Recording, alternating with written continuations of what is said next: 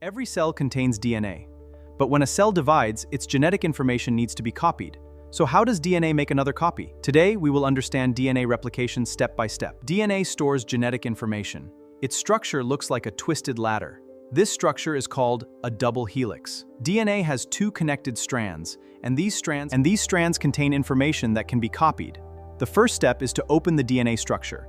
The two strands move apart, information on each strand to become available for making a new strand. Now we need to remember an important rule.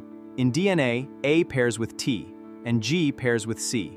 These pairing rules help the cell build the new DNA strands correctly. Each original DNA strand now guides the formation of a new strand. The matching bases are added step by step. This produces two complete DNA structures.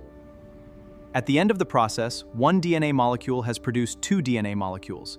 Each new DNA molecule contains one original strand and one newly formed strand. This explains the term semi-conservative replication. Each new DNA molecule keeps one original strand and contains one newly formed strand. DNA replication is important because DNA must be copied before a cell divides. This allows genetic information to be passed into the new cells.